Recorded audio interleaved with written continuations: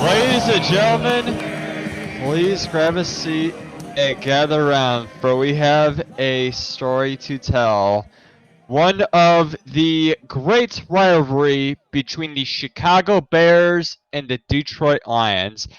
Now, folks, rivalry is defined as competition for the same objective or for superiority in the same field. Well, the word superiority has been erased because, let's be honest, these two teams are pretty much in the Cellar County. There's a reason. Yeah, there's a reason we call our podcast Cellar County. It's for this shit right here.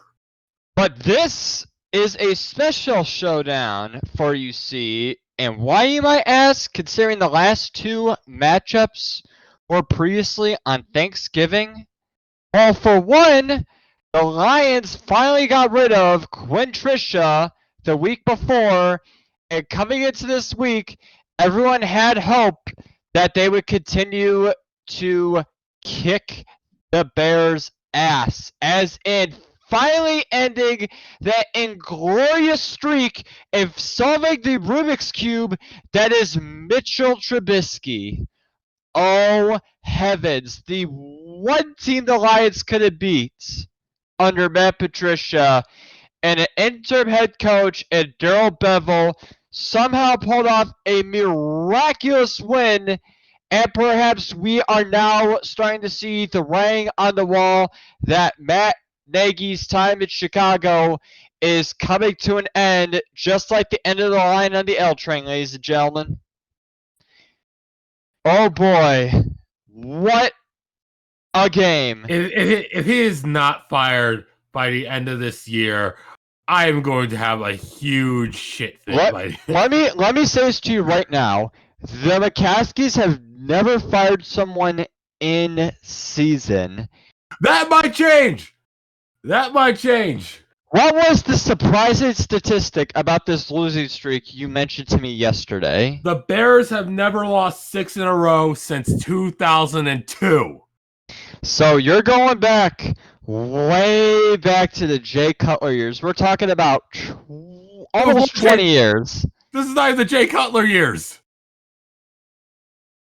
You have transgressed the entire tenure of Jay Cutler in this point. We're even past Grossman. We didn't even hit Grossman. I think 2002 was the season you guys played at Champaign at the University of Illinois. That was when you're going under that ugly renovation to Soldier Field, which God only knows why the hell they did it. So this losing streak. That happened.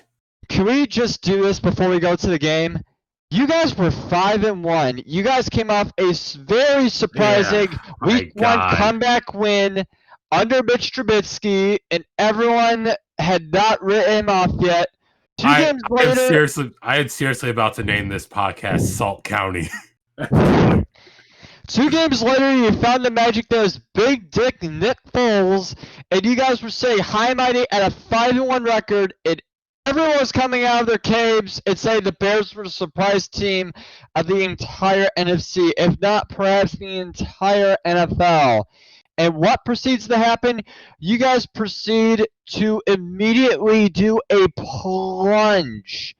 6 straight games, including now to the infamous shitty Detroit Lions, coming off a firing of their head coach and general manager. I cannot believe Mitch Trubisky was actually dragged out here to start. One thing I will say, this will probably be his final game as an NFL starter. Oh my heavens. Well, okay, you know what? I hate to be that guy, but when it comes to the Trubisky did okay. Come on. 26, 34, 267, and 1 TD. That's not bad. What the whole point of this whole game, the whole reason you guys came behind was all it took was 12 plays, 2 minutes and 40 seconds, and a holy hell accumulating in a game in which I thought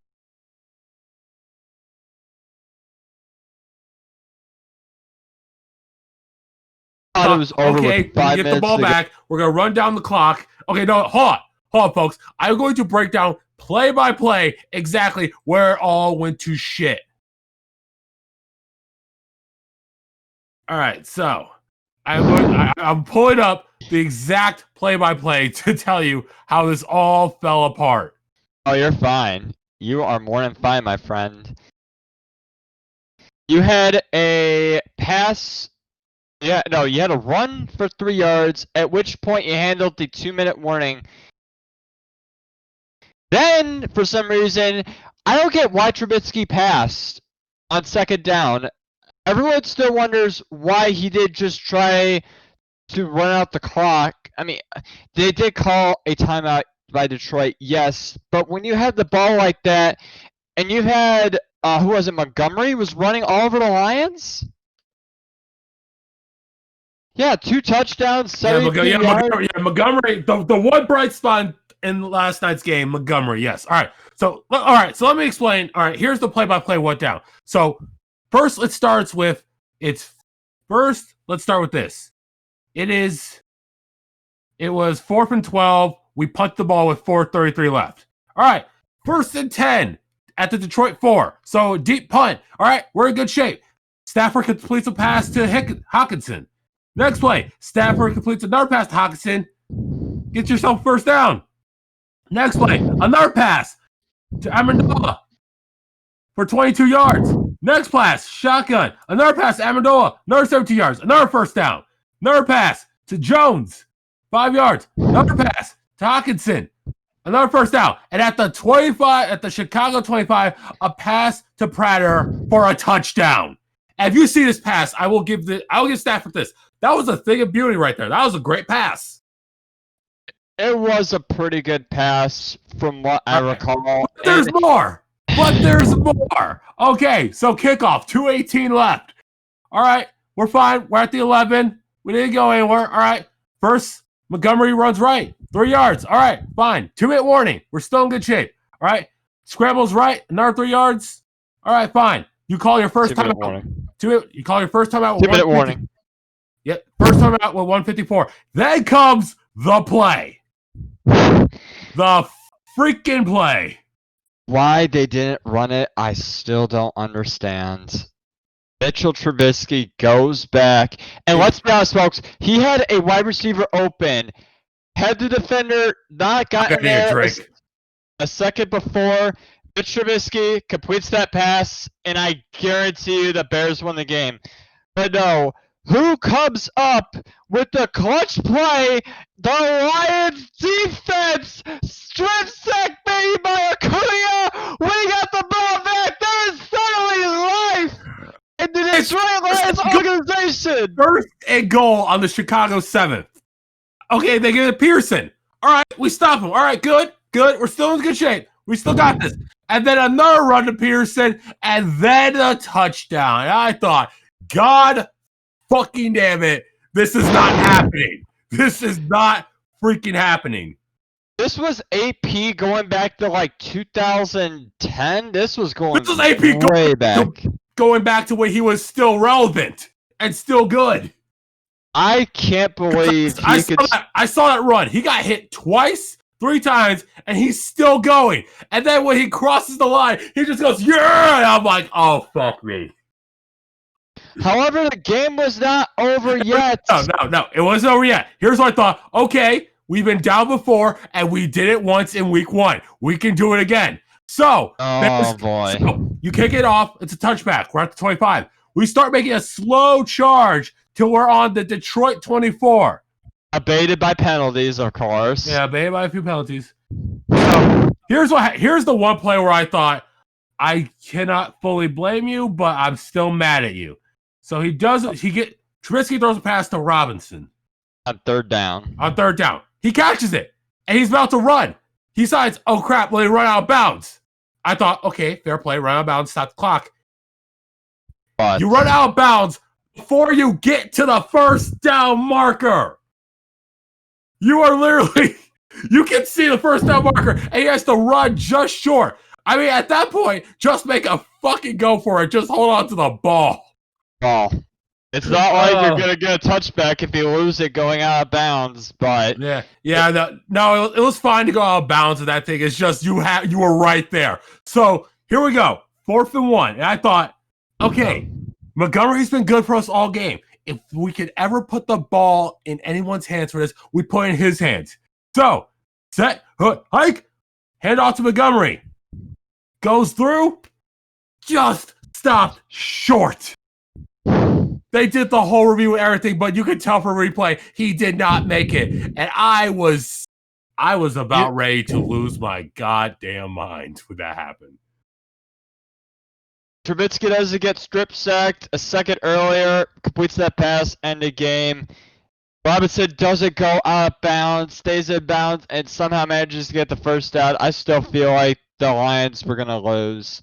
This had all the ratings of a classic SOL moment. And boy, howdy, a lot of people here in the Motor City are pissed about this win. And a lot of people here in Chicago want Nagy's head on a silver platter. You guys had at least hope for your season. We've never had a winning record. That's what makes it. Quinn-tricia. That's what makes it so much more painful. There was hope. You know what's different from being told spare than having hope have ripped away? We have hope. There's that one brief moment where you think everything's gonna be all right, and then you're knocked down to normal, and you feel worse because you're like, God, we were right there. But see, now are you questioning why was Nagy brought back if 2018 was his ceiling, first place division, and a brutal loss in the playoffs to the Eagles, and now this. This is perhaps the most horrifying loss the Bears have had in a long time. Are we this? Is this kind of? Have you hit rock bottom like we did on Thanksgiving, or are you guys still? That is to be determined because who we got next? We have Houston next. That's a loss. Okay. I'm gonna look at the Bears' remaining schedule. Bear with me, folks. Excuse me, I got it. Texans. The Vikings. Okay, Texans a loss. Texans a loss. Vikings a loss. I'll say Vikings is a loss. Jags should be a win. Jags could be a win. It should be a win. And then we have the Packers. Bears. That's a loss. Is there a way you guys finish with 10 straight losses? Is there a realistic possibility? If that actually happens, I am going to. One question I have for you, and this is a name that does not come up. I never really hear this name. Ryan Pace. Is his job secure going into 2021, or is he kind of on the hot seat with Nagy? It all depends on a few things. Like, first, it depends how badly we screw up these next 4 games. Second, it depends on the timing when Nagy's fired. Like, if he's fired before the end of the season, which pray to God he is at this point, then it'd be nice. It would be one of those things where if he is going to be fired, it would be in the middle of the regime change. Because one of the things I was going to bring up is that the Bears are looking at Fitzgerald, the coach of Northwestern, as the next head coach. Oh, no, do not remind me of Big Ten coaches. Oh, no. The pain is real for you. No. Yeah. Oh my God. But the thing is, they're looking at him, and I thought, okay, if Pace is going to be let go, it would be probably a regime change, or it's like, okay, we're going to bring in Fitzgerald, and then if we're going to let anyone go, he might be next. It's got to be a full regime change. Let's be honest. Nagy's gone. Pace is probably gone. I would hope. He is the youngest general manager in the NFL right now, or in terms of when he was hired. So he's only about 42 years old. Think about that. He's 43. 43, excuse me. So Nagy's gone at the end of the season. Nagy's gone. Pace is. I don't know. Are the McCatskys really gonna let when I think of the McCaskies, I think, okay, what's the smartest move you can make? Okay, what's the most common sense move? Okay, what the hell are the McCaskies gonna do? And it's usually the furthest thing from common sense. But do you trust the McCaskies is the question. Never in the past 10 years of my life that I actually gave a crap about this team. That I ever thought the McCaskies made good decisions. Oh. And I say 10 years is because I didn't really... Man, you're going way back. Man. I'll be honest, 10 years in 2010 is like the first time. Even when the Bears went to Super Bowl with Grossman, I didn't fully believe it because I thought they're going to blow it somehow. And I was right. And then 2010 came around, I'm like, okay, this is the first time I'm actually starting to get more into sports. I'm starting to understand more. And I'm starting to like have a hometown feeling for my teams. Okay, let me rephrase that. I'm starting to have a hometown feeling for the Bears. I've always had love for the Sox. I always had love for the South Side. And I always have love since the day I learned about them. I've always had love for the Blackhawks. At this rate, you might want to reaffirm your alliance to the Colts because they're at least a respectable organization. With Jim Irsay, that's with saying a Super Bowl in my lifetime. With a Super Bowl victory in my lifetime. And what do the Lions have to show for in my lifetime? No division titles, no playoff wins, and really no meaningful games. The part that really hurts about this one, this is the biggest thing right now. You don't want to admit your team has to tank, but goddamn, the Lions should have lost. Look at it this way. At least you have hope. Now you have hope. It's small hope, but it's hope. In a way, watch in a few weeks as it's ripped away from you. See, that's every year for us. But I was about to say, you're used to that feeling, Butch. I've been used to this feeling every year of my life since I started rooting for this team. They had never, with the exception of maybe 2011, they have never really given me anything, any glimmer of hope. No sustaining hope is what I should say. You guys had a 13-3 season in 2018. Our best season was 11-5, and we only won the wild card that year. That's how depressing this team is. I won't say this right now. I would be surprised if Nagy got fired in the middle of the season. I'm saying before the end of the season. But goddamn, that would be like an early Christmas gift for you, because I already got mine in the form of two things: the manager and the coach both getting sacked. In your case, it might sound like only the head coach, but you never know with this regime. I don't fully know about Pace. I don't fully know about Pace being fired yet. It sounds like you like to see it. It's like I like to see it, but it's one of those things where I'm like, you know what? It may not happen. I'm not going to try to force it to happen. And at this point, if it doesn't happen, at least get rid of Nagy. However, I will say this. I will raise a glass to our rivalry and to our I will say one thing. If Nagy is the so-proclaimed offensive genius he is and he gets fired, then Laser deserves to be on that sack too. Bill Laser deserves to be on that sack too. On that train of get the fuck out of town. I mean, Chuck Pagano, you might still have your job at the end of this. You're probably the only other guy who's like, please stay with us. You're gonna send them adrift on a large piece of ice in the Lake Michigan, is what you're saying? Sure, let Canada take him.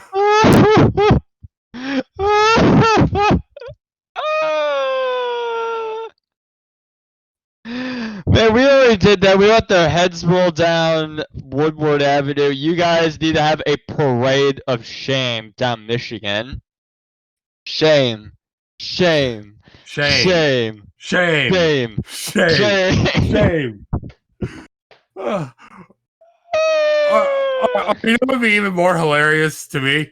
Like, take whatever Kool-Aid these people drink about Matt Nagy being so good. Take this Kool-Aid, dump it into the river, and dye it like we do St. Patrick's Day. Dye it red with blood. Diet red with blood and a little bit of bear orange.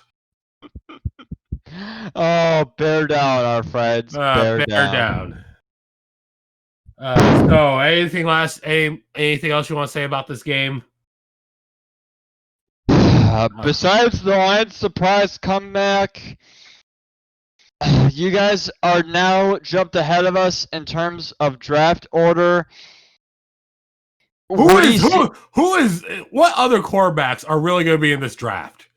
Oh my God! Besides Lawrence and I can't think of too many big names that are going to come. There was the BYU standout. I think his last name was Walton. He might go later, but we only have two. We have Lawrence. Okay, my opinion, Bears.